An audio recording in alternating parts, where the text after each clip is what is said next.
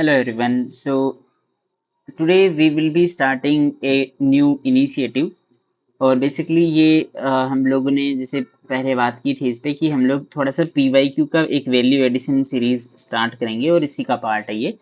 तो अब से मैं क्या करने का जैसे मैंने एक खूब सोचा कि कैसे हम लोग PYQ वगैरह को इंटीग्रेट करके कुछ कर सकते हैं जिससे कि बेसिकली वैल्यू एडिशन सीरीज हम लोग कंटिन्यू कर पाएं। तो मुझे ये आइडिया सबसे बेस्ट लगा जो मैं आपके सामने अभी रखने वाला हूँ। इस आइडिया में बेसिकली हमारा ये प्लान है कि हम लोग PYQ लेंगे और PYQ का मॉडल आंसर जो है वो डिस्कस करेंगे। लेकिन केवल हम लोग मॉडल आंसर डिस्कस करने से कोई फायदा नहीं होता है, क्योंकि मॉडल आंसर तो आप भी कहीं से भी रेफर करके कर सकते हो।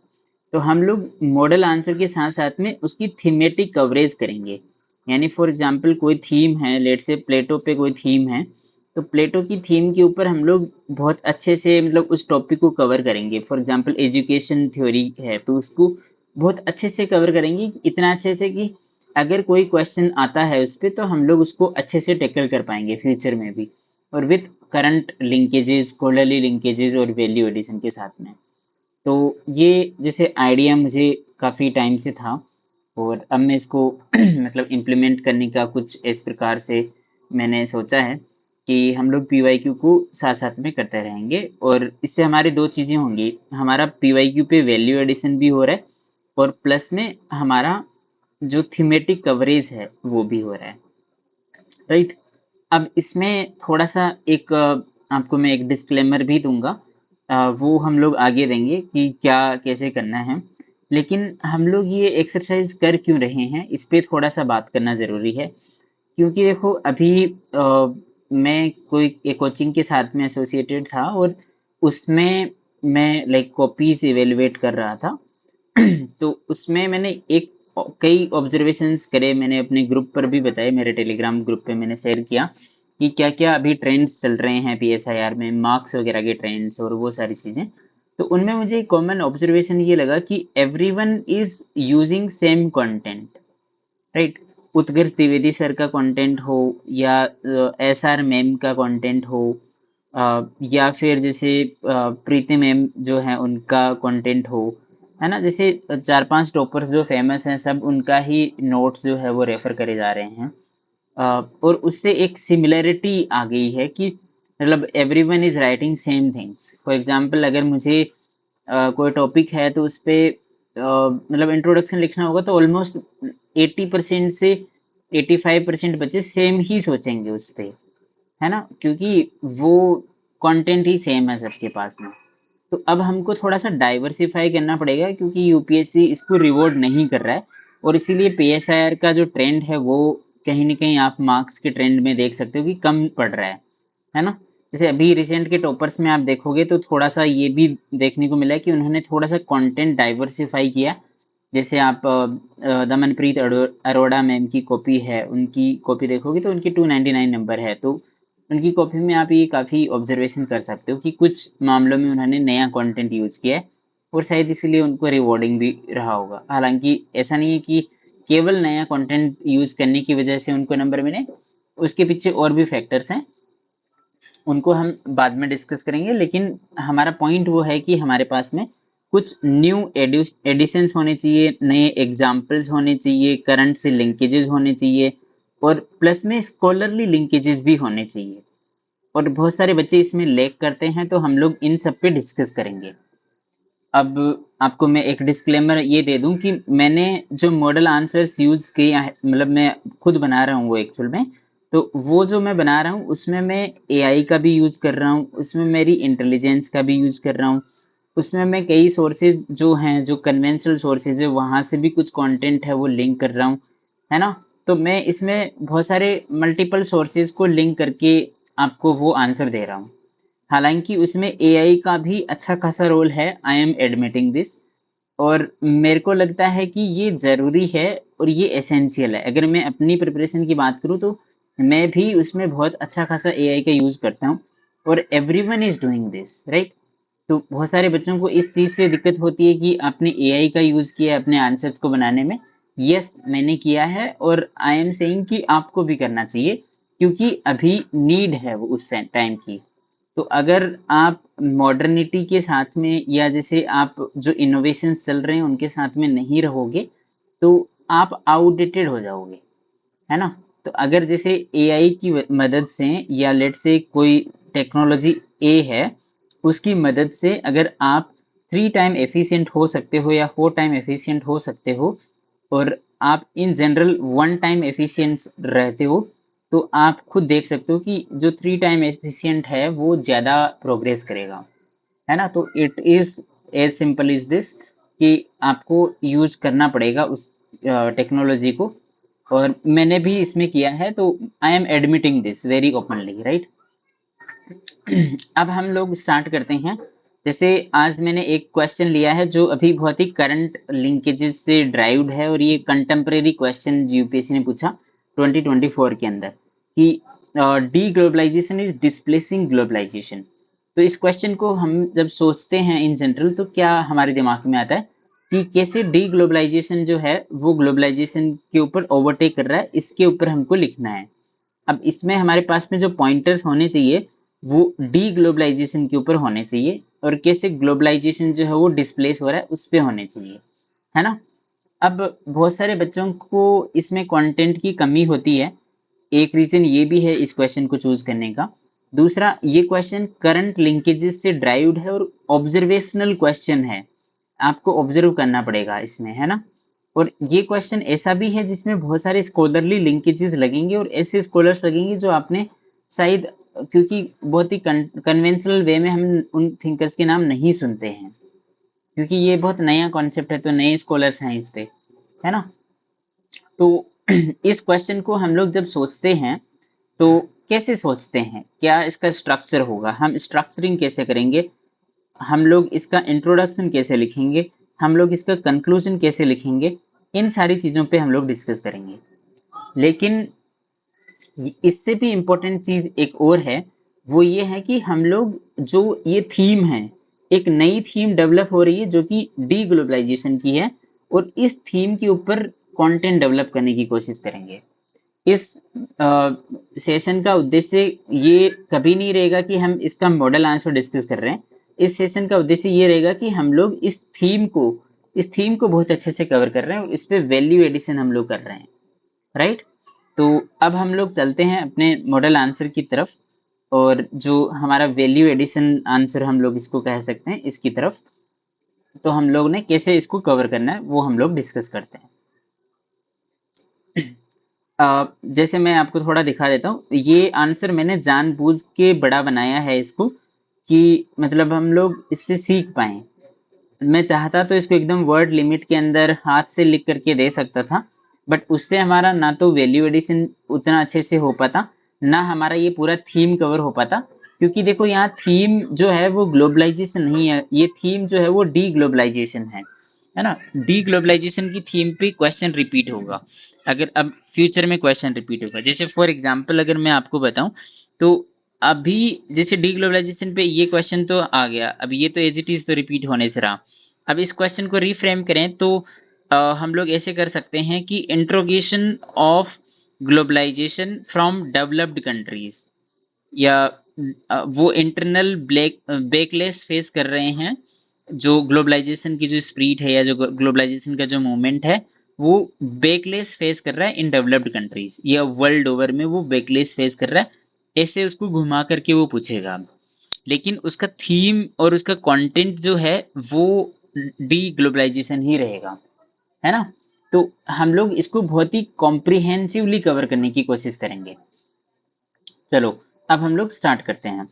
सो डी ग्लोबलाइजेशन के इस क्वेश्चन है, इस क्वेश्चन के बारे में बात करें तो हम लोग बेसिकली इसको ग्लोबलाइजेशन की डेफिनेशन से स्टार्ट करेंगे और फिर कैसे अभी एंटी ग्लोबलाइजेशन मूवमेंट्स चल रहे हैं वर्ल्ड ओवर, उन पे बात करते हुए फिर डी ग्लोबलाइजेशन के फिनोमेनन को एक्सप्लेन करेंगे और फिर उस पे अपने आर्ग्यूमेंट्स देंगे, है ना। अब जैसे आर्ग्यूमेंट्स में भी बहुत सारे बच्चों को स्ट्रक्चर में थोड़ा सा दिक्कत होगा कि डी ग्लोबलाइजेशन के आर्ग्यूमेंट्स कैसे देंगे। तो मैंने क्या किया इसमें, जैसे पॉलिटिकली, इकोनॉमिकली, सोशली ऐसे आर्ग्यूमेंट्स देने की कोशिश की है ताकि आप लोग एक स्ट्रक्चर फॉलो कर पाओ। जैसे आप लोग ऐसे इसको स्ट्रक्चर करोगे सोशली, पॉलिटिकली, इकोनॉमिकली, तो उससे आपका एक तो मल्टी डायमेंशनल कवरेज दिखेगा, और प्लस में आपका कोई आर्ग्यूमेंट छूटने के चांस बहुत कम रहेंगे। ऐसे आप जैसे स्कॉलर वाइज चलोगे तो उसमें आप एक दो डायमेंशन ही कवर कर पाओगे, है ना, और वो होलिस्टिक आंसर लगेगा भी नहीं। तो हम लोगों ने ऐसे इसको ट्राई करने की कोशिश की है। अब चलो थोड़ा सा हम लोग जो हमने लिखा है उस पे आते हैं। तो देखो आप एक फ्रेज देखते हो, ग्लोबलाइजेशन इज इन रिट्रीट। तो ये जो फ्रेज है वो डैनी रोड्रिक ने कॉइन की है, और इन्हीं से ये इंस्पायर होकर के सवाल आया है। अभी के जो करंट फेज हैं उसको ये डैनी रोड्रिक एक करंट स्कॉलर हैं, और वो इसको एक्सप्लेन करते हैं कि ग्लोबलाइजेशन जो है वो रिट्रीट हो रहा है, यानी पीछे खींच रहा है ना। अब कैसे हो रहा है ये इसको ट्रेस करते हैं 2008 की ग्लोबल फाइनेंशियल क्राइसिस से, कोविड 19 पेंडेमिक से, और रशिया यूक्रेन कॉन्फ्लिक्ट उसको और हवा दे रहा है और फ्यूल दे रहा है। ठीक है, तो इन्होंने बेसिकली इस कॉन्सेप्ट के बारे में ये बात की है। तो जब भी आपको डीग्लोबलाइजेशन पे बात करनी हो तो डैनी रोड्रिक का जो कॉन्सेप्ट है, यू कैन यूज दैट कि globalization is under retreat as Dani Rodrik says. और आप फिर वो आर्ग्यूमेंट ला सकते हो कि बेसिकली जो हिस्ट्री है इसका जो डीग्लोबलाइजेशन का, it can be traced back to global financial crisis. वहीं से हमको जो सप्लाई चेन्स है उनके अंदर क्राइसिस देखने को मिल रहा है। कोविड 19 में और ज्यादा हो गया, और रशिया यूक्रेन वॉर में जैसे एनर्जी क्राइसिस आ गई, और जो ग्लोबल सप्लाई चेन्स हैं वो डेट्रीमेंटल हो गए, डिमोलिश हो गए because of war and all, है ना। एनर्जी वगैरह के ऊपर क्राइसिस आ गया, ये हमने डिस्कस कराई है अभी जस्ट। तो ये मतलब ऐसे पॉइंटर्स आपको उसमें यूज करने हैं, है ना। तो यहाँ पे डैनी रोड्रिक को आप यूज करना स्टार्ट करें। जो मैं जिसको वैल्यू एडिशन कह रहा हूँ वो डैनी रोड्रिक का कॉन्सेप्ट है एक्चुअल में, है ना। डैनी रोड्रिक आप अगर स्कॉलर को लिखेंगे तो वो अच्छा लगेगा आपके आंसर में, राइट। अब how to structure this answer, globalization का जो डीग्लोबलाइजेशन का जो पॉइंटर है, हमको इकोनॉमिकली पॉलिटिकली ऐसे देखने हैं। तो हम इकोनॉमिकली कैसे डीग्लोबलाइजेशन को देख रहे हैं, तो मैंने यहाँ पे पहले लिखा है कि पहले तो अनप्रेसिडेंटेड एक्सपेंशन हुआ ट्रेड का, मतलब चारों तरफ ट्रेड ग्लोबलाइजेशन, और है ना जैसे इंटीग्रेशन ऑफ मार्केट चल रहा था। लेकिन कोविड 19 पेंडेमिक वगैरह की वजह से जो सप्लाई चेन से डिसरप्शन हो गए, तो ये एक डी ग्लोबलाइजेशन का साइन है। हमको वहां से देखने को मिलता है कि ओवर डिपेंडेंस जो है किसी चीज पे काम की नहीं है। ग्लोबल चाइनीज जो मैन्युफैक्चरिंग है उस पे हमारा ओवर डिपेंडेंस था, तो उससे बेसिकली कोविड 19 के अंदर क्या हुआ कि ये जो सप्लाई चेन्स हैं वो खराब हो गए, और उससे पता चला कि यार हमको रहना ही नहीं चाहिए था उनके ऊपर डिपेंडेंट, है ना। तो कोविड 19 का जो फिनोमिनन है जिसमें बेसिकली हमको ये एक्सपोजर हुआ कि over dependence on Chinese manufacturing is bad, है ना। तो उससे हम लोगों ने इंस्पायर होकर के क्या किया, हमने सेल्फ रिलायंट स्ट्रेटजीज बेसिकली बात करना स्टार्ट कर दिया। जैसे फॉर एग्जांपल इसमें हम लोग एक एग्जांपल देंगे, आत्मनिर्भर भारत, है ना। आत्मनिर्भर भारत हम लोग जो सेल्फ रिलायंट स्ट्रेटजीज हैं वर्ल्ड ओवर हम लोग उन पे फोकस करना स्टार्ट कर चुके हैं। ये एक इकोनॉमिकली हमको डी ग्लोबलाइजेशन का साइन दिखाई पड़ता है कि जो वर्ल्ड ओवर एक कैंपेन चल रहा है सेल्फ रिलायंट स्ट्रेटजीज का, जो कि हमको डी ग्लोबलाइजेशन के फिनोमिनन से लिंक करवा रहा है। ठीक है। अब similarly Russia Ukraine war also sanctions have triggered energy crisis in Europe and food insecurity in Africa. मतलब इसका आफ्टर इफेक्ट ये है, डेमोन्स्ट्रेटिंग वल्नरेबिलिटीज ऑफ इंटरडिपेंडेंस, कि इंटरडिपेंडेंस की वजह से हमारी वल्नरेबिलिटीज है, हमारी कुछ कमियां हैं, हमारी कुछ लिमिटेशंस हो गई है। तो ये भी डी ग्लोबलाइजेशन का साइन को दिखाता है कि हमको नहीं रहना है उन पे, और हम लोग अब क्या कर रहे हैं, अब लोग हम उन चीजों से कवर अप करने की कोशिश कर रहे हैं। जैसे यूरोप जो है वो एनर्जी सफिशिएंसी की तरफ देख रहा है, वो ना जैसे रिन्यूएबल्स की तरफ देख रहा है, वो रशिया की जो एनर्जी सप्लाई है उस पे उतना डिपेंडेंट नहीं रहने की सोच रहा है। तो ये सारे जो अब यहाँ पे क्या हो रहा है कि ग्लोबल जो इंटरकनेक्टेडनेस थी दो कंट्रीज के बीच में, उसमें एक दरार आ गई, और दरार ही तो डीग्लोबलाइजेशन है ना। सप्लाई चेन में डिसरप्शन ही तो डीग्लोबलाइजेशन है। तो ये पॉइंटर आपको याद रखना है। अब हम यहाँ से थोड़ा सा एक चीज देख सकते हैं, रोल प्रेबिस जो है उनका एक आर्ग्यूमेंट है डिपेंडेंसी थ्योरी का, उसको हम लोग लिंक कर सकते हैं।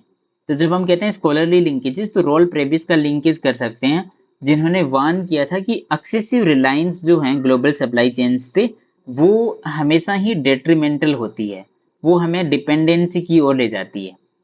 ये जो डी ग्लोबलाइजेशन है उसके अंदर हम लोग स्कॉलरली लिंकेजेस दे सकते हैं, right. Excessive reliance on global markets है is always detrimental, leading to dependency, is role Prebisch highlights, ऐसे करके इसको हम लोग लिख सकते हैं। तो यहाँ पे हमने डिपेंडेंसी की जो थ्योरी है उसको भी लिंक करने की कोशिश की है, राइट।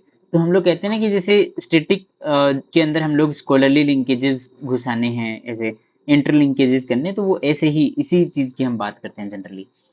फिर हम लोग यहाँ पे रिपोर्ट भी हाईलाइट कर सकते हैं। ये रिपोर्ट इसलिए दी गई है ताकि अगर आप उसको याद रख पाओ तो वो थोड़ा सा इम्पैक्ट डालेगी कि कैसे जो है ट्रेड जो है वो कम हो रहा है, और हम लोग ग्लोबल ऑफशोरिंग से हट करके अब रीशोरिंग पे बात कर रहे हैं, है ना। तो वो थोड़ा सा देख सकते हैं कि UNCTAD की रिपोर्ट है कि ग्लोबल FDI फ्लो जो है वो 12% से डाउन हो गया है।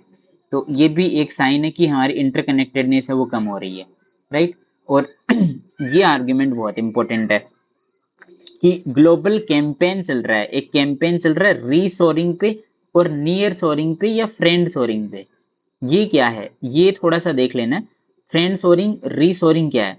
तो बेसिकली क्या हुआ था कि जब ग्लोबलाइजेशन स्टार्ट हो रहा था और जब थोड़ा फ्लरिश हो गया ना, तो जो वेस्टर्न कंट्रीज हैं, जैसे मान लो अमेरिका है, तो वेस्टर्न कंट्रीज ने अपनी इंडस्ट्रीज, जैसे वेस्ट की जो अमेरिका की जो इंडस्ट्रीज थी वो रस्ट बेल्ट के अंदर थी, एक जगह का नाम है, यहाँ पे इंडस्ट्रीज हुआ करती थी। तो इन लोगों ने चाइना और जो लो जहाँ पे चीप लेबर मिल जाती है उन कंट्रीज में जो इंडस्ट्रीज है उनको शिफ्ट कर दिया।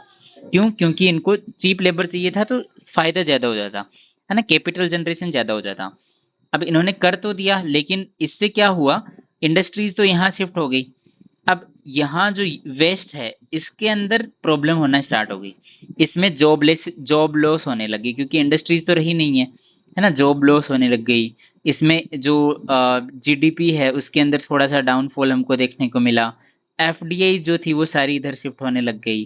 तो ये जो है ये प्रॉब्लम हो गई, क्योंकि हम लोगों ने इंडस्ट्रीज को शिफ्ट कर दिया है, वेस्ट वालों ने इंडस्ट्रीज को शिफ्ट कर दिया चीप लेबर कंट्रीज में, और अब वेस्ट में खुद में क्राइसिस आ गई। ठीक है, आगे समझ में। तो अब यहां से क्या हो रहा है कि अब वेस्ट चाहता है कि वो रीशोर करे। जो हम लोग वेस्ट से जो चाइना की तरफ जा रहे थे इसको बोलते हैं ऑफ शोरिंग, मतलब शोर से दूर की तरफ जाना, यानी कि ये शोर था, इससे दूर की तरफ चाइना की तरफ जाना ऑफ शोरिंग था, ऑफ शोरिंग ऑफ इंडस्ट्रीज। लेकिन अब क्या हो रहा है, क्योंकि वेस्ट में क्राइसिस आ रहा है, तो हम लोग एक फिनोमिनन देख रहे हैं, वो रीशोरिंग का फिनोमिनन है कि ट्रम्प जो है, ट्रम्प चाचा हैं, वो कह रहे हैं कि अब हम इंडस्ट्रीज को वापस अपने अमेरिका में लाएंगे। सेमीकंडक्टर इंडस्ट्रीज, जो क्रिटिकल मिनरल्स की इंडस्ट्रीज है, वो अमेरिका में ही एस्टेब्लिश करेंगे। तो वो क्यों कह रहे हैं? क्योंकि ग्लोबल क्राइसिस आ रहा है। किसका आ रहा है? डी ग्लोबलाइजेशन के अंदर क्राइसिस आ रहा है, ग्लोबलाइजेशन की वजह से प्रॉब्लम्स हो रही है, वेस्ट को प्रॉब्लम्स हो रही है, और इसीलिए हम लोग देख रहे हैं phenomenon of reshoring and friend shoring, जिसको जनरली बोलते हैं, जो एकेडमिक कीवर्ड्स है उनके अंदर। तो ये फिनोमिनन आपको जरूर लिखना है वहां पे, आप इसको और अच्छे से यहाँ से पढ़ सकते हैं, मैं ये डॉक्यूमेंट जो है आपको शेयर कर दूंगा, है ना। अब इन सब की वजह से, इन डेवलपमेंट्स की वजह से globalisation is being restructured if not displaced by selective deglobalisation. यहाँ से हमको देखने को मिलता है कि डीग्लोबलाइजेशन का फिनोमेनन है वो थोड़ा थोड़ा आगे बढ़ रहा है।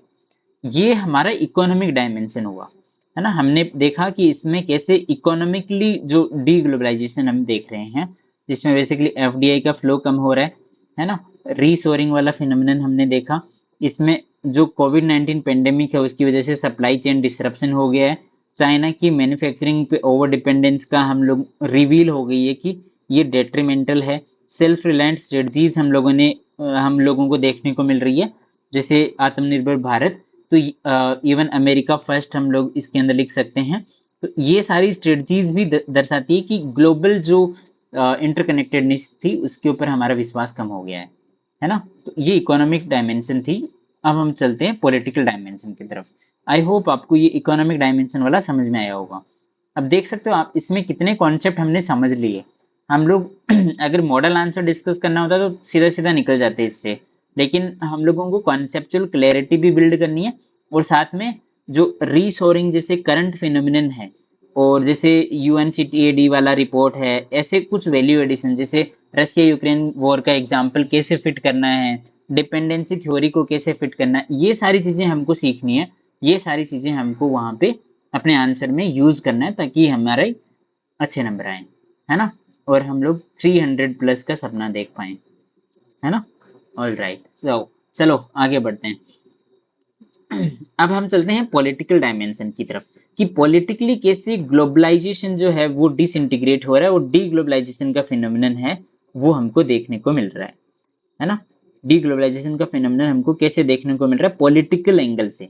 तो पॉलिटिकल एंगल से हम देखें तो बेसिकली हम देख रहे हैं कि crisis of multilateralism, multilateralism institutions के जो क्राइसिस हैं, यानी कि क्राइसिस ऑफ मल्टीलेटरलिज्म, ये कीवर्ड है, इसको हाईलाइट करना, ये अपने आंसर में होना ही होना चाहिए, है ना। अब कैसे, जैसे डब्ल्यूटीओ है, डब्ल्यूएचओ है, यूएन है, ये मल्टीलेटरल इंस्टीट्यूशंस थे, इनमें क्राइसिस आ रहा है। इनके अंदर जैसे जो लेजिटिमेसी थी वो कम हो रही है ना, weakening of legitimacy, growing distrust and weakening of legitimacy, और इसकी वजह से भी ग्लोबलाइजेशन का फिनोमिनन कम हो रहा है। दोहा राउंड ऑफ डेवलपमेंट हम इसके अंदर दिखा सकते हैं, जिसमें डेवलप्ड कंट्रीज और डेवलपिंग कंट्रीज एक दूसरे के फायदा मतलब विपक्ष में हो गई है, कि जो सब्सिडीज वाला इश्यू हम लोग जनरली पढ़ते हैं इसके अंदर, दोहा राउंड ऑफ डेवलपमेंट वही है ना। इसके अंदर हम लोग जैसे अगर बहुत ही प्रिसाइज एग्जांपल हम लोग देखें इसमें, तो डब्ल्यूटीओ का जो स्टेग्नेशन है, डब्ल्यूटीओ का स्टेग्नेशन वाला पॉइंट इसके अंदर हम लोग लिख सकते हैं, कि कैसे अमेरिका जो है वो डब्ल्यूटीओ को रन नहीं करना चाहता, इसीलिए वो बेसिकली जो डिस्प्यूट रेजुलेशन जो ट्राइब्यूनल है उसका जो हेड होता है या जो एडजुडिकेटर होता है उसको अपॉइंट ही नहीं कर रहा, है ना। तो डब्ल्यूटीओ भी फ्रेगमेंट हो गया, तो fragmentation of WTO, fragmentation of WHO, UN, ये सारा डिपिक्ट करता है कि कहीं ना कहीं ग्लोबलाइजेशन है वो फ्रेगमेंट हो गया है, कहीं ना कहीं ग्लोबलाइजेशन खत्म हो गया है। अब इसके साथ में एक और अच्छा आर्गुमेंट हमारे सामने आता है, वो ये है कि जैसे जैसे रीजनल ब्लॉक्स बढ़ रहे हैं, अब ग्लोबलाइजेशन का मतलब क्या था, ग्लोबल इंटरकनेक्टेडनेस, है ना।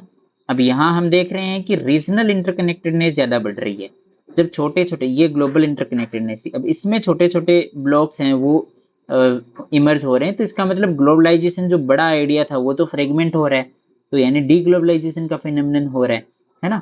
तो जो रीजनल ब्लॉक्स है, जैसे आरसीपी है, क्वाड है, ब्रिक्स प्लस है, ये इन लोगों ने ग्राउंड को गेन किया है, इन लोगों ने प्रोग्रेस की है, और इससे एक शिफ्ट हमको देखने को मिलता है। वो शिफ्ट क्या है, वो शिफ्ट है कि एक फ्रेगमेंटेड कॉपरेशन हमको देखने को मिल रहा है वर्ल्ड ओवर में, है ना। तो ऐसे कीवर्ड्स आप लोग थोड़े नोट कर सकते हैं, फ्रेगमेंटेड कॉपरेशन। अब ये तो हमने आर्ग्यूमेंट लिख दिया कि जैसे जैसे रीजनल ब्लॉक्स बढ़ रहे हैं, वो भी हमने डी ग्लोबलाइजेशन के फिनोमिनन की तरफ इशारा कर रहे हैं कि डी ग्लोबलाइजेशन हो रहा है। अब इसको एक स्कॉलर से लिंकेज भी करना है, क्योंकि नंबर लेने इंटरलिंकेज चाहिए हमको, तो हमने कर दिया इसको रॉबर्ट क्योहेन के इंटरडिपेंडेंस से, कॉम्प्लेक्स इंटरडिपेंडेंस से, है ना। कॉम्प्लेक्स इंटरडिपेंडेंस में वो दो चीज कहते हैं कि जो इंटरडिपेंडेंस है ना वो ऐसा नहीं है कि केवल और केवल हार्मनी प्रोड्यूस करता हो, केवल और केवल हार्मनी प्रोड्यूस नहीं करता, केवल और केवल अच्छी चीजें ही प्रोड्यूस नहीं करता, खराब चीजें भी प्रोड्यूस करता है, और म्यूचुअल वल्नरेबिलिटीज भी जनरेट करता है ना। जो बेसिकली जिससे कि क्या हो रहा है, देखो अब हम लोग ये देख रहे हैं डी ग्लोबलाइजेशन, तो डी ग्लोबलाइजेशन में क्या हो रहा है कि कॉम्प्लेक्स इंटरडिपेंडेंस है वो कम हो रही है ना। लेकिन लिबरल्स तो इस बात को मानेंगे नहीं, लिबरल्स कहेंगे कि सारा वर्ल्ड इंटरकनेक्टेड है जी। तो ये जो रॉबर्ट क्योहेन जब थ्योरी दे रहे थे तब उन्होंने कहा था कि ऐसा नहीं है कि इंटरडिपेंडेंस जो है वो केवल और केवल अच्छी चीजें जनरेट करता है, ये म्यूचुअल वल्नरेबिलिटीज को भी जनरेट करता है। और यही आर्ग्यूमेंट हम यहाँ लिंक करने की कोशिश कर रहे हैं कि how the Robert Keohane theory of complex interdependence which emphasize that interdependence does not necessarily produce harmony, केवल हार्मनी प्रोड्यूस नहीं करता, but may generate vulnerabilities, vulnerabilities यानी कि बुरी चीजें या जो थोड़ा सा शंका की भावना होती है वो भी प्रोड्यूस करता है, और that pushes state towards strategic decoupling, ये कीवर्ड आ गया जी, ये कीवर्ड आ गया भाई साहब। अब इस कीवर्ड को हमको उठाना है और अपने आंसर में सीधा सीधा लगा देना है, क्योंकि कीवर्ड से मिलते हैं नंबर। सारे टॉपर्स क्या बोलते हैं, सारे टॉपर्स क्या बोलते हैं कि कीवर्ड्स यूज करने हैं। तो स्ट्रेटजिक डिकपलिंग क्या हो रहा है, ये कीवर्ड है। वर्ल्ड, आप जैसे न्यूज़पेपर अगर पढ़ते हो तो इस वर्ड को बहुत यूज करते हैं, और इसीलिए ये वर्ड यहाँ पे यूज किया गया है। स्ट्रेटजिक डीकपलिंग एक कीवर्ड है, आपको यूज करना ही करना है इसको, है ना। वी आर सीइंग और we are witnessing the rise of strategic decoupling, ऐसे करके भी आप इसको यूज कर सकते हो। तो हमने देखो यहाँ पे कॉम्प्लेक्स इंटरडिपेंडेंस को यूज किया, फिर स्ट्रेटजिक डीकपलिंग का फिनोमिनन को यूज किया। अब देखो एक चीज ध्यान रखना कि आप लोग इसको एज इट इज यूज नहीं कर पाओगे, ऐसे कैसे आर्टिकुलेट, ऐसे कैसे लिख नहीं पाओगे। तो आपको इसमें से कुछ चीजें उठानी है, ऐसा नहीं कि आप अंधाधुंध एकदम इसको कॉपी का पेस्ट करने लग जाओ, नहीं, वो नहीं हो पाएगा, क्योंकि ये बहुत ही स्ट्रेटजिकली और बहुत ही मथा हुआ आंसर है, और ये इस लेवल के आंसर तक पहुंचने के लिए मतलब बहुत ही प्रैक्टिस लगेगी। तो आपको अभी क्या करना है, इसमें से जो आर्ग्यूमेंट आपको लगता है कि आपको बहुत अच्छे से समझ में आ गया है और आप उसको बहुत अच्छे से लिंक कर पा रहे हो, वही आर्ग्यूमेंट आपको उठाना है। नाइस, चलो, ऑल राइट ऑल राइट, चलो आगे बढ़ते हैं।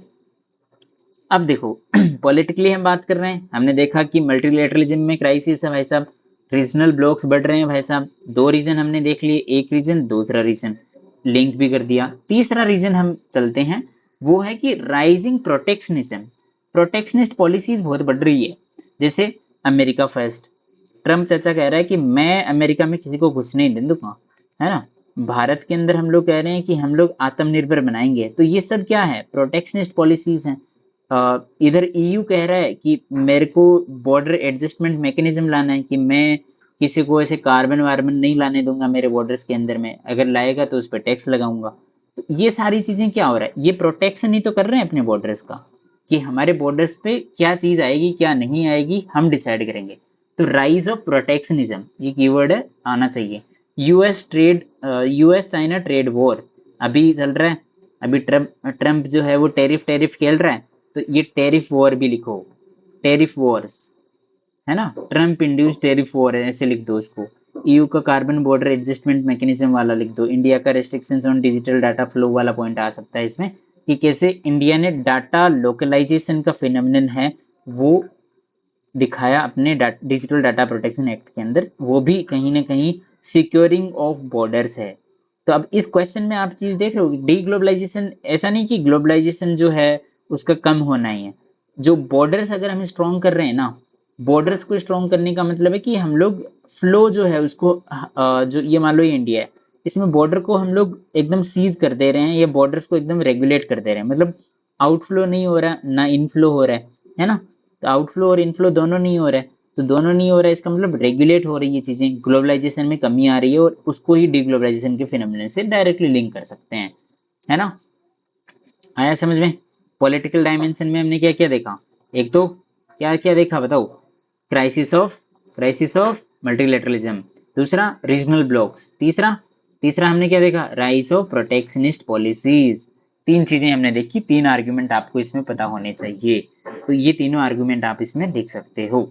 स्ट्रेटजिक डीकपलिंग जैसे कीवर्ड्स होने चाहिए, रॉबर्ट क्योहेन की थ्योरी से आप इसको लिंक कर सकते हो, अगर इसको डायरेक्टली लिंक नहीं हो रहा हो तो छोड़ देना। कई बार जैसे होता है ना कि हमको पता होता है यार लिंक तो किया था भैया ने, बट पता नहीं कैसे किया था, तो छोड़ देना, खराब आर्ग्यूमेंट लिखने से अच्छा लिखो ही मत, है ना। तो ये है। अब चलते हैं कल्चरल डायमेंशन की तरफ। हमने दो आर्ग्यूमेंट देखे, कैसे इकोनॉमिकली डिग्लोबलाइजेशन हो रहा है, पॉलिटिकली हो रहा है। अब कल्चरली थोड़ा सा देख लेते हैं। कल्चरली में क्या होता है, कल्चरल डायमेंशन जो है वो भी एक अच्छा और इम्पोर्टेंट डायमेंशन है, जो जनरली बच्चे फॉरगेट करते ही करते हैं।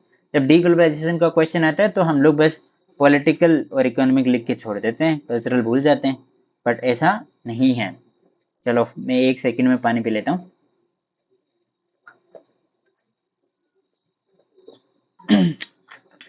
Yes, back to class guys.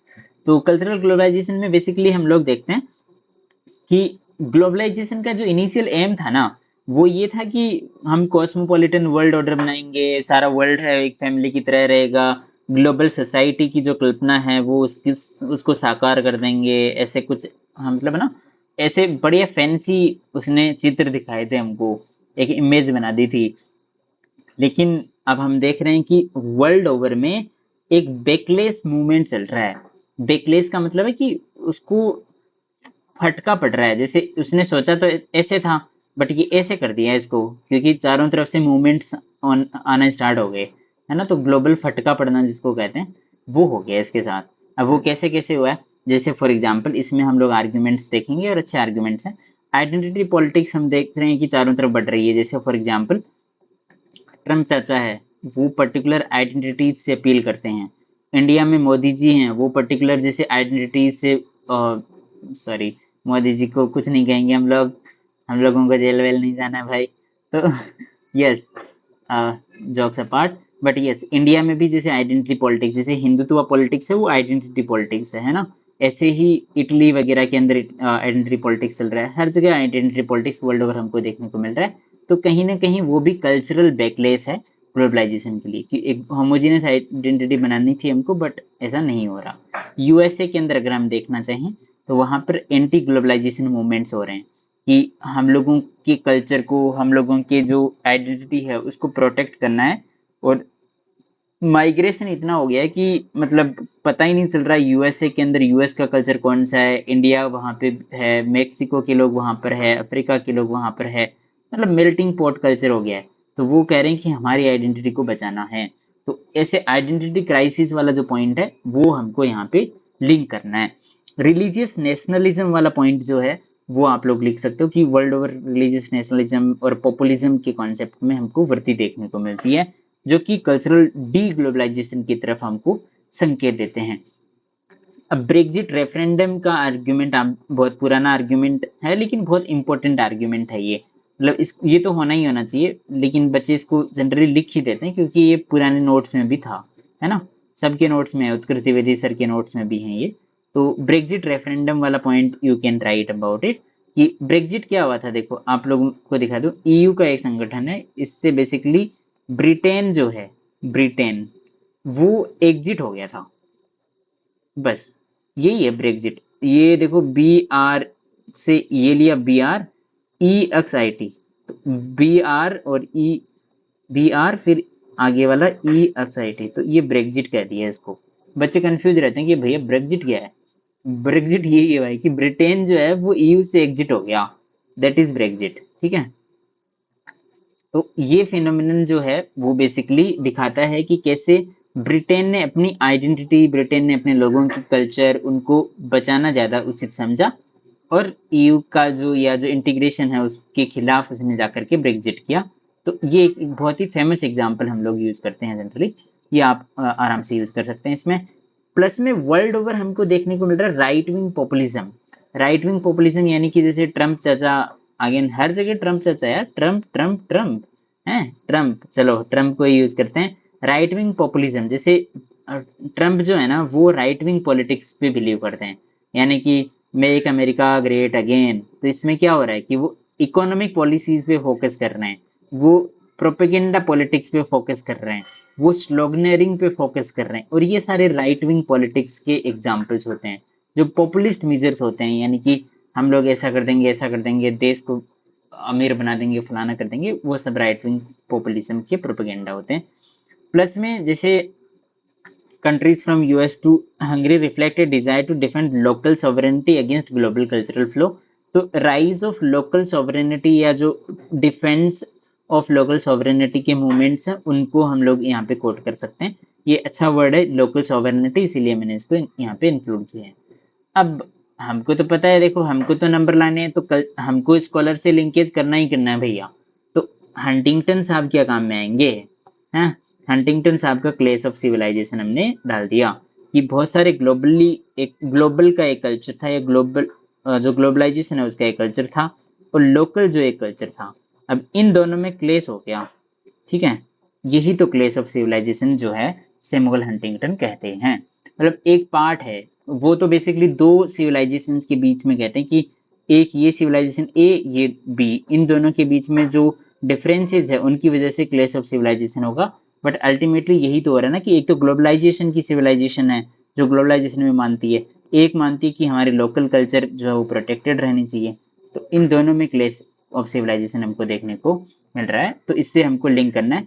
It resonates with the clash of civilization phenomenon given by Samuel Huntington, ऐसे करके आप इसको यूज करना है ताकि एग्जामिनर को लगे बच्चा काफी वेल रेड है। कमिंग टू दिस, जैसे स्प्लिंटर नेट क्या होता है? ये एक मतलब ऐसा कॉन्सेप्ट है कि एक तो ग्लोबल इंटरनेट है ना, ग्लोबल इंटरनेट। अब ये थोड़ा सा नया कॉन्सेप्ट है, इसको ढंग से देख लेना। ग्लोबल इंटरनेट है, ग्लोबल इंटरनेट अगर रहता तो इसका मतलब ग्लोबलाइजेशन अच्छा है। लेकिन हम लोग देख रहे हैं कि वर्ल्ड ओवर की छोटे छोटे कंट्रीज अपना खुद का वो खुद का इंटरनेट बनाए जा रहे हैं, और यहाँ पे क्या हो रहा है? स्प्लिट हो रहे हैं। यानी कि ग्लोबलाइजेशन, एक ये पूरा इतना बड़ा ग्लोबलाइजेशन का इंटरनेट था, मान लो एक एग्जांपल दे रहा हूँ एकदम लेमन लैंग्वेज में। अब इसमें स्प्लिट हो रहा है, तो इसको स्प्लिट और इंटरनेट, स्प्लिंटरनेट, दोनों को मिला करके देखो। स्प्लिट यानी टूटना, प्लस इंटरनेट, तो स्प्लिंटरनेट बोल दिया इसको, है ना, फिनोमिनन ऑफ स्प्लिंटरनेट। तो ये एक कीवर्ड किसी स्कॉलर ने बनाया, तो हम लोग इसको यूज कर सकते हैं। मतलब जनरली ये यूज होता है और आप लोगों को पता नहीं होगा, आई एम श्योर, इसीलिए मैंने इसको यहाँ इंक्लूड किया, राइट। तो यहाँ देखो, चाइना ने अपना ग्रेट फायरवॉल बनाया, उसने खुद का इंटरनेट और खुद का ब्राउजर सब कुछ अपना बना रखा ताकि सेफ्टी रहे। रसिया का सॉवरेन इंटरनेट है। तो ये भी हमको दिखाता है कि कैसे इंटरनेट भी हम लोग ग्लोबलाइज्ड वाला नहीं यूज कर रहे हैं, रादर उसमें फ्रेगमेंटेशन हो रहा है। एक ग्लोबलाइजेशन वाला इंटरनेट नहीं यूज कर रहे हैं और वो भी डीग्लोबलाइजेशन की तरफ, यानी कि ग्लोबल इंटरकनेक्टेडनेस में दरारें आ रही है, उसकी तरफ हमको देखने को इंडिकेट करता है कि वहां पे ये सब कुछ हो रहा है। तो लो जी, ये हमने कल्चरल ग्लोबलाइजेशन पे बात कर ली, कल्चरल डी ग्लोबलाइजेशन पे बात कर ली, है ना। अब यहाँ देखो, क्वेश्चन हमारा था कि D globalisation is displacing globalization. D globalisation जो है वो डिस्प्लेस कर रहा है ग्लोबलाइजेशन को। बट आप सोचो कि ऐसे दो चार पांच छह चीजें होंगी मान लो जिससे डी ग्लोबलाइजेशन हो रहा है, क्या ग्लोबलाइजेशन को वो जो पिछले काफी सालों से चला रहा है उसको डिस्प्लेस कर सकता है? मतलब इतना जल्दी कर सकता है? तो इसका मतलब नहीं कर सकता, ऐसे तुरंत तो कर नहीं सकता, हो सकता है आने वाले 20-30 सालों में कर दे, लेकिन अभी तो नहीं कर सकता। तो अब हमको दूसरा आर्ग्यूमेंट भी देना है कि भाई ऐसा नहीं है कि पूरी तरह से कर दिया है। हमने पहले आर्ग्यूमेंट दिया कि डीग्लोबलाइजेशन हो रहा है चारों तरफ, पॉलिटिकली, इकोनॉमिकली, ऐसे सारे एग्जाम्पल दिए। अब हम इसको काउंटर देंगे कि ऐसा नहीं है कि डीग्लोबलाइजेशन चारों तरफ हो रहा है, बहुत सारे मामलों में आज भी ग्लोबलाइजेशन जो है वो इंटेक्ट है। तो ये आर्ग्यूमेंट हम लोग देते हैं। चलो अब हम दूसरे डायमेंशन पे चलते हैं जो कि हमने अभी जस्ट वो बात की। तो at the same time it would be very simplistic to argue, मतलब बहुत ही सिंपल आर्ग्यूमेंट कर देंगे अगर हम ये कह देंगे कि भाई डिग्लोबलाइजेशन हो गया है, that deglobalisation is wholly displacing globalisation, मतलब पूरी तरह से नहीं कर रहा है। रादर एंथनी गिडेंस, यहाँ स्कॉलर का आर्ग्यूमेंट लाएंगे हम लोग, स्कॉलर क्योंकि बहुत इंपॉर्टेंट है। Anthony Giddens described globalisation as runaway world. Runaway world एक ऐसा मतलब वर्ल्ड जिसमें बेसिकली ग्लोबलाइजेशन जो है धीरे धीरे रिकॉन्फ़िगरेशन कर रहा है। रिकॉन्फ़िगरेशन का मतलब क्या है कि ऐसा नहीं है कि जो ग्लोबलाइजेशन है उसको डिस्प्लेस कर रहा है deglobalization, rather rather globalization जो डी ग्लोबलाइजेशन है या जो एंटी ग्लोबलाइजेशन मूवमेंट्स हैं वो इसको धीरे धीरे चेंज कर रहे हैं। एंटी ग्लोबलाइजेशन मूवमेंट्स जो हैं इसको धीरे धीरे चेंज कर रहे हैं और एक नया फोरम क्रिएट कर रहे हैं, एक नया फोरम क्रिएट कर रहे हैं जो कि इंक्लूसिव ग्लोबलाइजेशन होगा। एक ऐसा ग्लोबलाइजेशन होगा जिसपे बेसिकली, जैसे फॉर एग्जांपल इसको ऐसे समझो कि ये हमारा ग्लोबलाइजेशन है, इसको थीसिस मान लेते हैं, ये थीसिस है। Deglobalization, anti globalization movement, resistance movement, ये एंटीथीसिस है। अब इन दोनों से मिलकर के एक सिंथेसिस हमको देखने को मिल रहा है जो कि इंक्लूसिव ग्लोबलाइजेशन होगा, ये रीजनल ग्लोबलाइजेशन होगा, डेमोक्रेटिक ग्लोबलाइजेशन होगा, ऐसे वर्ड यूज करने हैं। जब आप देख रहे हो आर्ग्यूमेंट का इंटेलेक्चुअल कैपेसिटी, देख रहे हो कि कैसे कहां से कहां चले गए हम लोग। चलो इधर आते हैं वापस। एंथनी गिडेंस हैं ये, अगेन बहुत ही रिलेवेंट स्कॉलर हैं, आप इसको बहुत अच्छे से कोट कर सकते हैं, आपको नंबर मिलेंगे इसमें बहुत अच्छे खासे। रनवे वर्ल्ड का जो कॉन्सेप्ट है उनका आप यूज कर सकते हो। इसमें वो कहते हैं कि ऐसा नहीं है कि ग्लोबलाइजेशन जो है वो डिस्प्लेस हो रहा हो, वो रनवे वर्ल्ड की तरह है, मतलब धीरे धीरे चेंजेस होते रहते हैं उसमें। तो ग्लोबलाइजेशन जो है वो अपने आप को रिकॉन्फ़िगरेट कर रहा है, अपने आप को धीरे धीरे चेंज कर रहा है इनटू मोर रीजनलाइज्ड। ये आर्गुमेंट देखना बहुत अच्छा इंपॉर्टेंट है। रीजनलाइज्ड, पॉलिटिसाइज्ड एंड सिक्योरिटाइज्ड फॉर्म, यानी कि जो एंटी ग्लोबलाइजेशन मूवमेंट है ना, उनसे बेसिकली धीरे धीरे ग्लोबलाइजेशन अपना रीजनल फॉर्म ले रहा है, यानी लोकल फॉर्म ले रहा है। जब रेजिस्टेंस होता है ना, तो रेजिस्टेंस से ही बेसिकली लोकल फॉर्म इमर्ज होती है। ठीक है, तो ये इनका आर्ग्यूमेंट बहुत अच्छा आर्ग्यूमेंट है, आप इनको डेफिनेटली यूज करें, आपको ज्यादा रिवॉर्ड मिलेगा। राइट। अब जैसे इसमें आगे एक और आर्ग्यूमेंट हमको देखना है कि ग्लोबलाइजेशन कैसे इंपॉर्टेंट और क्यों जरूरी है। ग्लोबलाइजेशन के अंदर हम लोग देख रहे हैं कि पूरी तरह डिस्प्लेस नहीं कर रहा है डीग्लोबलाइजेशन उसको। तो जैसे ग्लोबल चैलेंजेस जैसे क्लाइमेट चेंज है, पेंडेमिक है, साइबर सिक्योरिटी है, ये क्या करते हैं, डिमॉन्स्ट्रेट करते हैं। जैसे क्लाइमेट चेंज है तो हम एक एक स्टेट तो उसको कर नहीं सकता कि चलो आज इंडिया ने स्टार्ट किया कि हम ग्लोबल वो क्लाइमेट चेंज को खत्म करेंगे, तो इंडिया ने अकेले नहीं कर दिया। यहाँ तो ग्लोबल एफर्ट चाहिए होंगे, तो इसका मतलब ग्लोबल इंटरकनेक्टेडनेस चाहिए होगी। तो इसका मतलब ग्लोबलाइजेशन डिस्प्लेस तो नहीं हो सकता पूरा पूरा, है ना। तो ये दिखाता है इन एस्केपेबिलिटी, ये वर्ड देखना, इन एस्केपेबिलिटी ऑफ इनएस्केपेबिलिटी ऑफ ग्लोबल इंटरडिपेंडेंस। हम लोग स्केप नहीं कर सकते ग्लोबलाइजेशन को, ठीक है, ग्लोबल इंटरडिपेंडेंस को। जैसे पेरिस क्लाइमेट एग्रीमेंट जो है वो बेसिकली हम लोग इसमें आर्गुमेंट दे सकते हैं कि वो हम लोग कोऑपरेशन कर रहे हैं, ग्लोबली सारे कंट्रीज एक साथ आ रहे हैं। इसका मतलब आज भी वर्ल्ड के अंदर कोऑपरेशन तो है, आज भी वर्ल्ड के अंदर कोऑपरेशन तो है। ग्लोबल साउथ का जो समिट हुआ था, ये क्लाइमेट फाइनेंस की डिमांड हुई थी COP27 में। अभी COP29 का एग्जाम्पल हम लोग इसमें और डाल सकते हैं, वो सारे एग्जाम्पल हम लोग लिखें कि आज भी इंटरकनेक्टेडनेस है वर्ल्ड के अंदर। राइट। तो ये हमने दूसरा जो डायमेंशन है वो कवर कर दिया, जो एंटीथेसिस था पूरे क्वेश्चन का वो हमने इसमें कवर कर दिया। अब हम थोड़ा सा कंक्लूड की तरफ चलते हैं कि 10 फिनोमिनन ऑफ डीग्लोबलाइजेशन। अब कंक्लूजन है तो भाई अच्छा अच्छा होना चाहिए, देखो क्या बात करते हैं, चलो देखते हैं क्या क्या है। ओके, सो फिनोमिनन ऑफ डीग्लोबलाइजेशन जो है, ये ऐसा नहीं है कि कंप्लीट रिवर्सल हम उसको समझ लें। ये कह रहा है, देखो, फिनोमिनन ऑफ डीग्लोबलाइजेशन जो है ना, ऐसा नहीं है कि वो कंप्लीट रिवर्सल ऑफ ग्लोबलाइजेशन है, रादर एक काउंटर करंट है, एक काउंटर करंट है विद इन ग्लोबलाइजेशन। जो ये ग्लोबलाइजेशन का करंट है और इस ये इधर जा रहा था, इसके अंदर ही एक नया काउंटर करंट पैदा हो गया जिसको डीग्लोबलाइजेशन हम लोग कह रहे हैं। ऐसे आर्ग्यूमेंट हम लोग देने की कोशिश कर रहे हैं, है ना। ये ग्लोबलाइजेशन का करंट है, इसके अंदर ही एक काउंटर करंट पैदा हो गया। क्यों पैदा हो गया वो हम लोग ने देखा ही, क्योंकि इसको और इंक्लूसिव बनाने के लिए, इसको और रीजनल बनाने के लिए, इसको और डेमोक्रेटिक बनाने के लिए एक काउंटर करंट पैदा हो गया। ऐसे हम लोग आर्ग्यूमेंट देंगे तो वो बहुत अच्छा आर्ग्यूमेंट होगा, है ना। तो अब थोड़ा सा इस पे चलते हैं कि ऐसा नहीं है कि ग्लोबलाइजेशन ने कंप्लीटली डिस्प्लेस कर दिया हो, रादर एक काउंटर करंट है within the globalization producing what scholar call selective decoupling और स्लोबलाइजेशन। अब यहाँ कीवर्ड आ गया, ये आप लोग नोट करना है। ये आपको जनरली नोट्स में नहीं मिलेगा, हर कहीं पे नहीं मिलेगा, है ना। तो हम लोग एक एरा, नए एरा में हैं, हम लोग एक सेलेक्टिव डीकपलिंग का एरा जो है वो विटनेस कर रहे हैं।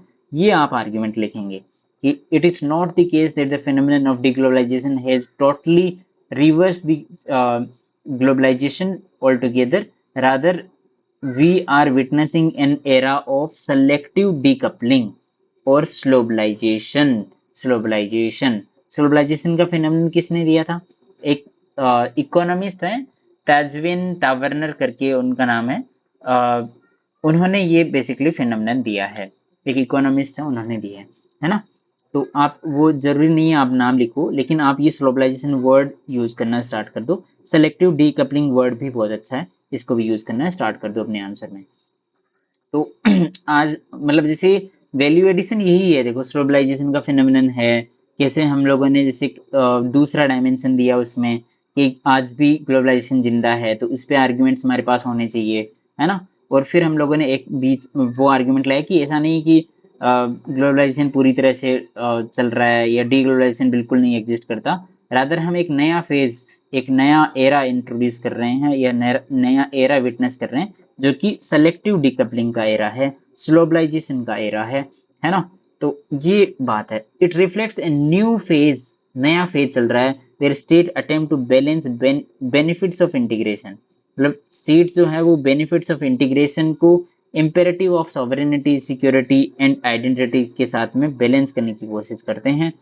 इन दिस सेंस जो है D globalisation is less about displacement, बहुत इंपॉर्टेंट लाइन है, थोड़ा सा देख लेना इस पे, कि ग्लोबलाइजेशन जो है it is less about displacement, deglobalisation displacement नहीं है, more about recalibration of globalisation into multipolar crisis prone world, यानी कि हम लोग रिकॉन्फ़िगर कर रहे हैं ग्लोबलाइजेशन को, रादर देन कि हम लोग पूरी तरह से हटा रहे हैं। हम लोग रिकैलिब्रेट कर रहे हैं ग्लोबलाइजेशन को एक मल्टीपोलर वर्ल्ड के अंदर, जो बेसिकली इंक्लूसिव ग्लोबलाइजेशन की भावना हम लोग देख रहे हैं। हम लोग एक स्मार्ट डी ग्लोबलाइजेशन की तरफ देख रहे हैं। स्मार्ट ग्लोबलाइजेशन वाला आर्ग्यूमेंट में मैं आपको दूंगा, अभी थोड़ा सा ये देख लेते हैं। अब यहाँ पे ये आर्ग्यूमेंट आ गया, टू बोरो, अब जैसे कंक्लूड करना है हमको, to borrow from Joseph Stiglitz. Joseph Stiglitz को आप सब जानते होंगे, in defence of globalise, no नहीं सॉरी, इनका जो बुक था वो ये था कि make globalisation work. In defence वाला तो जगदीश भगवती का बुक था, है ना, तो मेक ग्लोबलाइजेशन वर्क ये इनका बुक था, ये इनका बुक था, आप इनको नोट कर सकते हो बुक को भी, क्योंकि बुक को भी साथ में कोट करोगे तो बहुत अच्छा रहेगा आंसर में। So the task is not to end globalisation, जो जोसेफ स्टिग्लिट्ज कहते हैं कि टास्क जो है हमारा वो एंड करना नहीं है ग्लोबलाइजेशन को, rather to make it work, या make globalisation work for all, मतलब हमको सबके लिए ग्लोबलाइजेशन को वर्क करवाना है, ये हमारा एजेंडा है। तो यहाँ पे हमने वापस स्कॉलर से इंटरलिंक कर दिया है इसको, आप देख सकते हैं, और ऐसे ही स्कॉलर से आपको इंटरलिंकेजेस बीच बीच में करते रहने हैं अपने आर्ग्यूमेंट है। अब थोड़ा सा वो देख लेते हैं, in time of populist nationalism, Trump चर्चा याद करो, एंड ग्लोबल क्राइसिस कोलाइड्स, ऐसे टाइम में जहां पे पॉपुलिस्ट नेशनलिज्म भी चल रहा है, ग्लोबल क्राइसिस भी चल रही है, जैसे रशिया यूक्रेन वॉर चल रहा है, ऐसे टाइम में रियल चैलेंज जो हमारे सामने है is to imagine a form, एक ऐसा ग्लोबलाइजेशन हमको इमेजिन करना जो बेसिकली इंटरडिपेंडेंस, जहां पर वल्नरेबिलिटी नहीं हो, यानी कि दो कंट्रीज या मल्टीपल कंट्रीज के बीच में जो इंटरकनेक्टेडनेस है वो हमारी वीकनेस नहीं हो, रादर एक पाथवे हो टू कलेक्टिव सर्वाइवल, हमारी स्ट्रेंथ हो, है ना, हमारी जो इंटरडिपेंडेंस है वो हमारी वीकनेस नहीं हो, वो हमारी वल्नरेबिलिटी नहीं हो, रादर एक पाथवे टू कलेक्टिव सर्वाइवल हो, ऐसा स्ट्रेटजी हो जिसमें बेसिकली हम लोग सभी के सभी प्रॉस्पर कर पाए, म्यूचुअली जो है हम लोग हार्मनी एस्टेब्लिश कर पाए और पीस एस्टेब्लिश कर पाए। ऐसा ग्लोबलाइजेशन इमेजिन करना हमारे लिए रियल टास्क है अभी के कॉन्टेक्स्ट में, है ना। तो ऐसे करके आप इसको कंक्लूड कर सकते हो। ये एक होलिस्टिक आंसर मैंने आपको थीमेटिक वैल्यू एडिशन के साथ में देने की कोशिश की है। इसमें जस्ट हम लोग एक पॉइंट मैं आपको जस्ट बता रहा था, यहाँ पर जैसे आपको मैंने बताया ना कि D globalisation is less about displacement, D globalisation जो है is not equal to displacement, right, rather it is about recalibration, है ना, recalibration of globalisation in multipolar world. ये आर्ग्यूमेंट भी अच्छा है। आप यहाँ पे एक और स्कॉलर हैं जिनका आर्ग्यूमेंट है स्मार्ट ग्लोबलाइजेशन, वो भी सेम आर्ग्यूमेंट है कि जो अभी बैकलेस हो रहा है, एंटी ग्लोबलाइजेशन मूवमेंट हो रहा है, इन सब के खिलाफ हम जो है एक स्मार्ट ग्लोबलाइजेशन की कल्पना को देखते हैं, एक स्मार्ट ग्लोबलाइजेशन जिसमें बेसिकली हम लोग बॉर्डर्स को भी देख रहे हैं और ग्लोबल इंटरकनेक्टेडनेस को भी देख रहे हैं, एक बैलेंस बिठाने की कोशिश कर रहे हैं ग्लोबलाइजेशन में और लोकलाइजेशन में, है ना। तो एक लोकलाइजेशन और ग्लोबलाइजेशन दोनों में एक बैलेंस बिठाने की कोशिश कर रहे हैं, पर ये है हमारा स्मार्ट ग्लोबलाइजेशन। ये जो कॉन्सेप्ट जो दिया है आप नोट कर सकते हो, वो है डैनी रोड्रिक ने। तो इसमें आप यहाँ पे भी कंक्लूड कर सकते हो डैनी रोड्रिक के कॉन्सेप्ट पे भी, कि how Scholars like Danny Roderick argues that we need to balance both local as well as global, indicating, yeah, highlighting his phenomenon of smart globalization, which is more inclusive, which is more democratic, which is more humane form of globalization, which does not talk about cultural silencing, rather cultural showcasing, कुछ ऐसा करके भी आप उसको conclude कर सकते हो, right? So this was one experiment जो कि मैंने आज ट्राई किया, ऐसे मतलब वैल्यू एडिशन वाले आंसर्स को डिस्कस करने का। प्लीज गिव मी फीडबैक, जो भी लोग देख रहे हैं प्लीज गिव मी फीडबैक। अगर ये आपको सीरीज सही लगती है तो I will continue it. By the way I will try my best कि मैं इसको कंटिन्यू करूं, है ना। और हम लोग एक टॉपिक पे कोई जैसे मल्टीपल क्वेश्चंस के थ्रू भी इसको कंटिन्यू कर सकते हैं, ताकि जल्दी हमारे पीवाईक्यू भी कवर हो जाए और एक टॉपिक में हम लोग होलिस्टिकली वैल्यू एडिशन के साथ में आगे बढ़ें, राइट। सो इसका जो मॉडल आंसर है आपको वो मिल जाएगा मेरे टेलीग्राम चैनल के ऊपर। और please do let me know कि हाउ वाज दिस सेशन, और how can I improve more in this. Your feedback would be valuable, and please join my Telegram channel. आपको वहाँ पे ये मॉडल आंसर मिल जाएगा। अगर आपको नहीं पता हो तो I am just writing, sorry, UPSC _PSIR_हेल्प,